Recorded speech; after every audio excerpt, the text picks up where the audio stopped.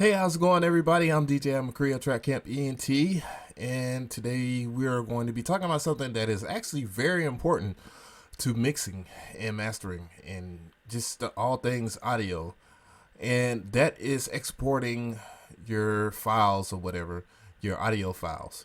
And a lot of people might think to and say, "Hey, why didn't you talk about this earlier or whatnot?"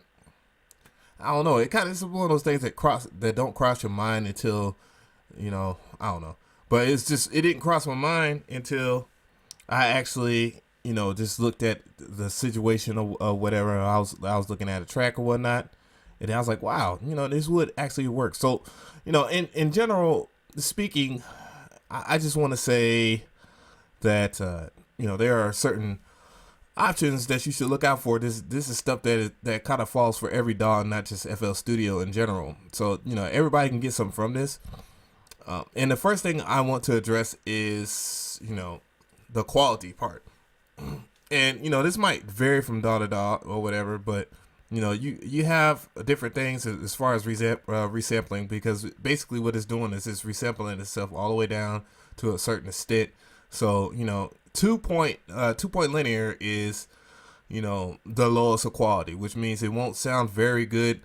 I know I actually mix, when I'm mixing my tracks or whatever, I actually mix in 24 point sync, and that's only because when you're mixing in low quality and then when something goes into higher quality, like if you're listening to music on a speaker that's like maybe a cheap audio speaker or whatever, but that once you put it on something like a home theater or however you listen to your music or whatever, that it'll sound like have a better quality, more body to the track, and be able to hear certain lows that you could not hear before and certain highs that you couldn't hear before, and all balance or whatever. You actually get that if you actually you actually get a better gist of it when you mix from a quality process. But we're not talking about actually mixing in a low quality setting.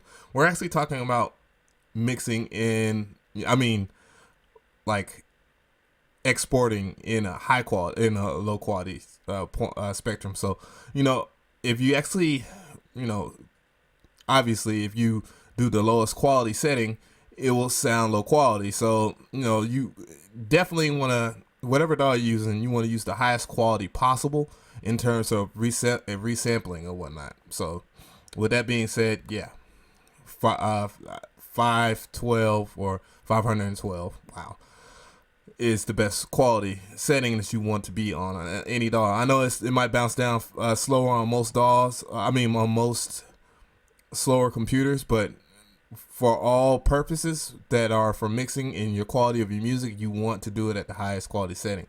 So you have HQ for all plugins, which obviously that helps the quality because it's giving you the highest quality. How many a maximum amount of polyphony that your VST that you're using in, or whatever you're using at that point.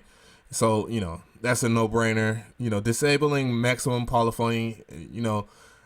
Speaking from a sound designer standpoint, if you have a certain amount of polyphony, the CPU will start to kind of like crackle, or you'll see your CPU usage jump from being like maybe 20. I'm looking at 23, 35 to maybe almost 100 or whatever, which causes those little audible pops or whatnot because it's loading into your RAM. Because that's basically what your CPU count is at your upper right screen that you see moving in FL Studio and or other DAWs that might be in the transport. But disabling maximum polyphony, kind of keeps the bouncing down, the bounce down of the export, honest, so that it doesn't do that or whatever. So. And dethering is one of those things, I had to look up when I was first starting or whatever. So, I don't expect everybody to know it, but I think if you actually highlight it right here in FL Studio, it says dether 16-bit output. But, that affects like certain things that you might end up getting like not inaudible, because you actually can hear it. Low frequency hissing, this is sometimes you hear that when you are using a VST or something of that matter, and it kind of kills that amount of offset that's in there. Within the bit quality, it'd be 8-bit or 16-bit or even 32-bit, 32 a float bit or whatever. So, that kind of helps in that aspect. And I actually have a beat called In Orbit, and it actually has that. Actually, in the VST that I was using, had an audible little hiss in it, and it kind of lowered it a little bit. But that was a part of the actual sound because the way the sound was modeled. In his polyphony use and in his sub oscillator, which had that kind of weird hiss, but it affected the actual waveform in a particular way that it actually made that particular sound.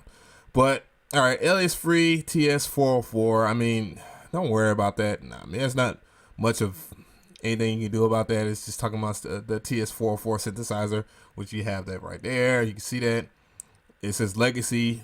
It's pretty old. Don't worry about that. I just highlighted that in FL Studio or whatnot. So, in the miscellaneous section, I don't know if all DAWs do. I know Sonar actually has a save as dice option, and what that's basically saying is, there was a Sony used to make a DAW that actually was one of my first DAWs I actually used, which was Acid, and it allows you to kind of stretch your audio file, and it printed within the audio file your tempo based or your tempo or BPM, wherever helps you recognize that. But so that when you pop it into whatever, it would automatically stretch to it, and if you was to do any restretching, it would be there. So so that's just that. It's not really about an audio or whatever, but the trim PDC delay, which is something that has to do with if you're using like a lot of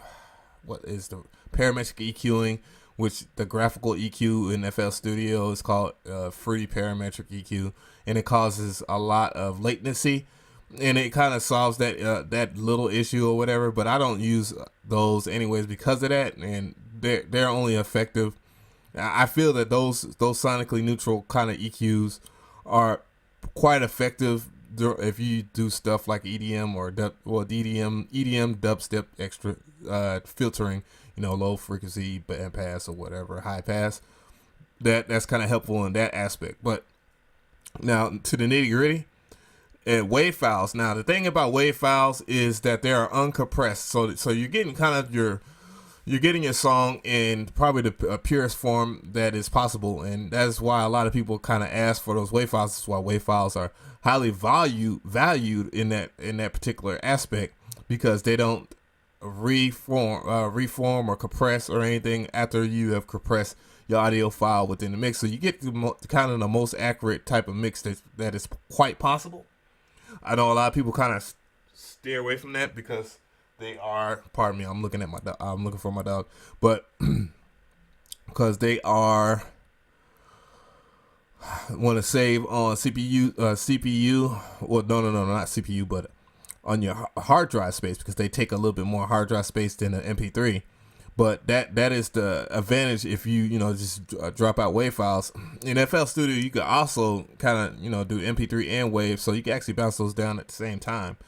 So, but waveforms. But the thing is, all right, as my dog just sticks his nose in. Anyways, MP3s they are compressed. That's why the file is pretty darn low, like on CPU space, on hard drive space. So, but the thing is, at certain bit rates, they are very, very. They turn into something that you do not want to hear when you are actually mixing your track. I mean, when you actually bounce down your track. So when you have it or whatever, what you might notice is that 128 is probably one of those lower bit rates that don't sound as good as 192 or better. And the reason why is because it's being compressed so hard. And if you drop it down to even 92 kilobytes or whatever, it gets worse as far as your audio quality. Also, one thing that you might notice is that when if you are a YouTube content creator and you kind of like post videos, YouTube actually compresses it as well, and it affects your audio. So that's why sometimes you cannot get the highest quality audio. But if you're doing like music videos or whatever, and you just want to do a song, I highly recommend that you use a WAV file if you want the highest quality. That's if you want the highest quality. But stay away from 128 kilobytes or kbps and 192 for that same reason, and 60. What you want to aim for is this right here, and it's 320, because 320 is the standard. If you are going to use an MP3 file, that's stuff that you want to put on like SoundCloud and what else is out there, Spotify. Those are that type of quality. I know Tidal, they ask for WAV files, and I know that because I submitted songs to them, by the request on Tidal. So that's how they did it. My throat is kind of itchy talking so much. But anyways, that's basically about it though. That's the things that you want to look out for when you export a beat, because that you'll notice sometimes when you mouse down a beat, certain things weren't peaking when you was running through your DAW or whatever, but now they're peaking now because your audio files been compressed in MP3, and now your kick drum is might be peaking or whatever. Depending if you want that or not, you won't care.